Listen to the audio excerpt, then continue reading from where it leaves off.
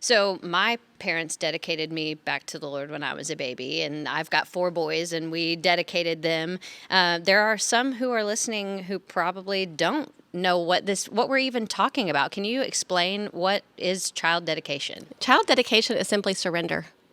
Surrender of parents to dedicate their lives to raising their children for the kingdom. It's a surrender of their lifestyle, their hearts, their ideals. It's a surrender to bring them into the family of God. It is definitely not salvation. And I think we have to be really careful that we present it correctly, that it's truly dedicating and not salvation. What would you say is the biblical basis for this? Where do we get that idea? Well, even Jesus' parents took him to the temple when he was 8 days old and dedicated him back to the Lord. And then I think my favorite is when Hannah took Samuel back. She promised that she would dedicate him back. And when she took him back to the temple and dedicated him, I think that's where we see a biblical, like it's not necessarily like a celebration that's biblical, but also I see that we celebrate birthday parties for Jesus, right? Although we don't see that in the scriptures. We celebrate egg hunts to talk about the gospel. So we think that celebrating children and a dedication style with the entire church is a great way to celebrate that. Also, I think this can be done very intimately. It doesn't always have to be done in front of your church community, but when parents come alongside and they say, we want to dedicate this child, we know that parents feel more equipped when they do that in community. So we like to have it as a church-wide celebration. So you keep alluding to these classes that you have at Northfield Church. Can you talk about that? What does the class look like? What's it entail? And what's the purpose of it before dedicating their children? Right. So we want to give families time to set aside to really be intentional about what they want their child dedication ceremony to look like. And we know parents are super busy, so we do that on a Sunday when moms and dads are already at church. We offer those at different service times because we do have the luxury of having 3 services. So we offer those at different times so they can still attend church if they would like to. The other intentional reason for doing that is kids just get checked into their classrooms and they're learning about Jesus while mom and dad are preparing. And what we do in those classes is let them know, hey, we are here as a church and these are our staff members. This is our next gen team. And these are the people that will be coming alongside of you at every stage of your child's life.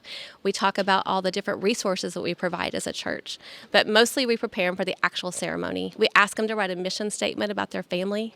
We ask them to write a bio to tell us all about who they are. Because when you have a big church and even when you have a small church, you don't know everybody in your church. It's a really great way for families to get to know one another. We read those bios at the actual celebration. And then we ask them also to pick a verse just for their kid. We include that in a gift that we produce for them.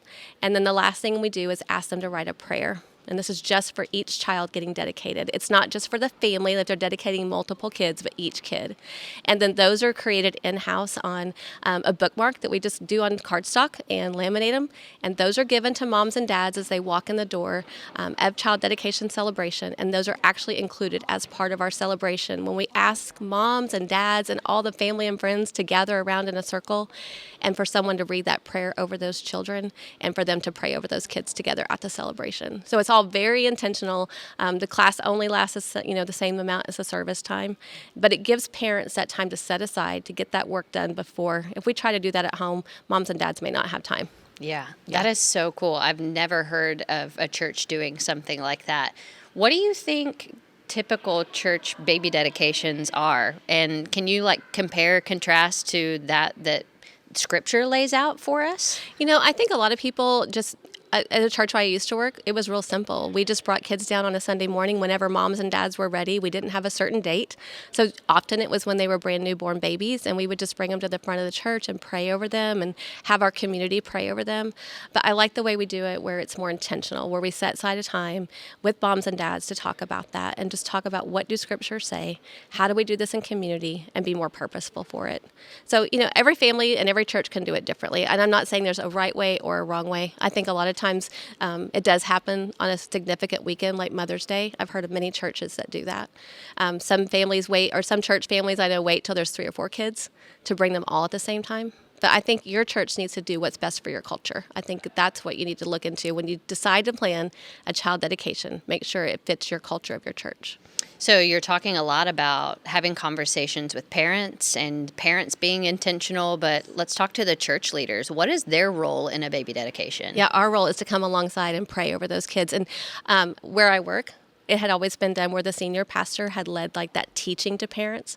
And so he was really kind when I came on staff. I'd only been there about a year and a half when we started planning this dedication. And he was really kind and said, I would let you do that if you would like to do that. But I said, I want you to continue to do that. That is historically something you've done. And these parents expect that to be a tradition. And I don't want to take that away from them. It doesn't have to be me as the kids pastor. It could be the senior pastor. Our next gen pastor is the one that led the prayer. He's the one that surrounded those families and told them, pull the bookmarks out and pray. Our recovery pastor and our kids coordinator led the worship time. So I think it's really important that all of our staff are included in the child dedication.